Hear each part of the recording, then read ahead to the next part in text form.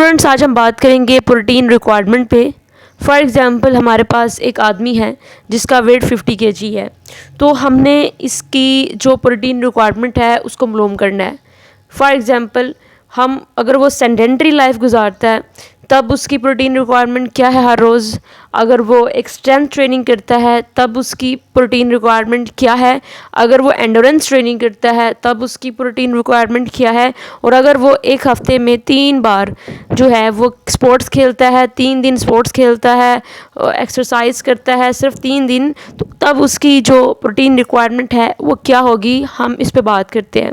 अब हम ऐसा करते हैं कि एग्ज़ाम्पल के तौर पर एक 50 kg का पर्सन ले लेते हैं, ठीक है। अब ये 50 kg का पर्सन जो है इसको हम ऐसा करेंगे कि इसका जो वेट है 50 kg उसको मल्टीप्लाई कर देंगे 0.8 के साथ। जब हम 50 को मल्टीप्लाई करेंगे 0.8 के साथ तो हमारे पास जो वर्ड आएगा वो 40 ग्राम है, ठीक है।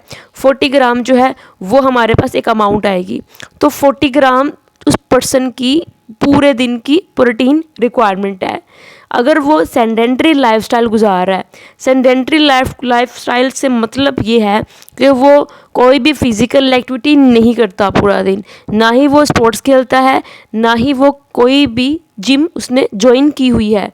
इसका मतलब ये है कि वो पूरा दिन एक बहुत ही इजी लाइफ गुजारा है, यानी टीवी देखना, कंप्यूटर के आगे बैठना। तो ऐसे पर्सन की हम कैसे मालूम करते हैं प्रोटीन रिक्वायरमेंट, वो मैंने आपको बता दिया कि वेट को जो उसका किलोग्राम में केजी में वेट है उसको मल्टीप्लाई करेंगे 0.8 के साथ। चाहे उसका वेट 60 kg है, 70 kg है, सिंपली आपने मल्टीप्लाई कर देना है 0.8 के साथ, और जो भी आपके पास अमाउंट आएगी वो ग्राम में, वो आपकी प्रोटीन की रिक्वायरमेंट होगी। उसके बाद अगर यही पर्सन ये कहे कि मेरा वेट 50 kg है लेकिन मैं एक वीक के अंदर 3 डेज़ जो है वो स्पोर्ट्स खेलूँगा, तो फिर इसकी जो प्रोटीन रिक्वायरमेंट है वो क्या होगी। अगर वो 3 दिन जिम जाता है या 3 दिन बहुत ज़्यादा फिज़िकल एक्टिव रहता है, स्पोर्ट्स खेलता है, तब उसकी जो अमाउंट है वो 1.6 ग्राम जो है हम उसको मल्टीप्लाई कर देंगे। 1.6 को मल्टीप्लाई करेंगे उसके वेट के साथ, यानी 50 को अगर हम मल्टीप्लाई करें 1.6 के साथ तो हमारे पास 80 ग्राम आएगा। ये इस पर्सन की प्रोटीन रिक्वायरमेंट है हर रोज़ की। अब हमने क्या करना है, 1.6 के साथ मल्टीप्लाई करना है।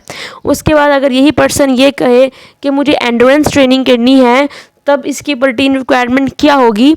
एंडोरेंस ट्रेनिंग वो ट्रेनिंग होती है जो कि आपकी स्टेमिना बेस होती है, जिसका जो कि कार्डियोवास्कुलर एंडोरेंस जो है उसके ऊपर डिपेंड करती है। यानी कोई पर्सन जो है वो लॉन्ग टर्म के लिए फिजिकल एक्टिविटी कर रहा है लो इंटेंसिटी पे, तो उसको हम कार्डियो वर्कआउट कहते हैं।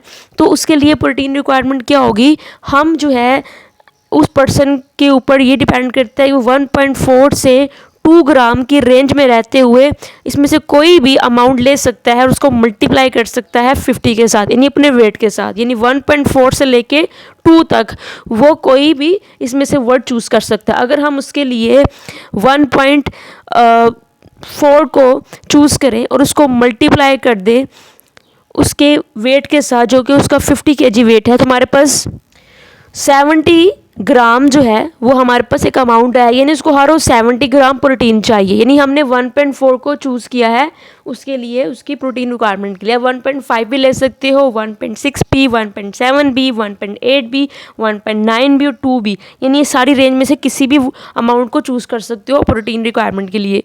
ये डिपेंड करता है कि आप कितने ज़्यादा एंडोरेंस वाली ट्रेनिंग में इन्वॉल्व हो। उसके बाद हम आते हैं, अगर यही पर्सन इसका वेट 50 kg है, वो ये कहे कि मैं पावर ट्रेनिंग करना चाहता हूँ, स्ट्रेंथ ट्रेनिंग करना चाहता हूँ, मैं नहीं चाहता कि मेरा मसल मास कम हो, तो वो क्या करे, उसके लिए हम 1.8 के साथ मल्टीप्लाई कर देंगे उसका बॉडी वेट। यानी उसका बॉडी वेट अगर 50 kg है तो उसको मल्टीप्लाई कर देंगे 1.8 के साथ। अगर हम ऐसा करते हैं तो हमारे पास 90 ग्राम प्रोटीन की रिक्वायरमेंट आती है पर डे। तो ये थी मेरी आज की video. I hope you like this video. Channel को सब्सक्राइब जरूर कीजिएगा। अल्लाह हाफिज़।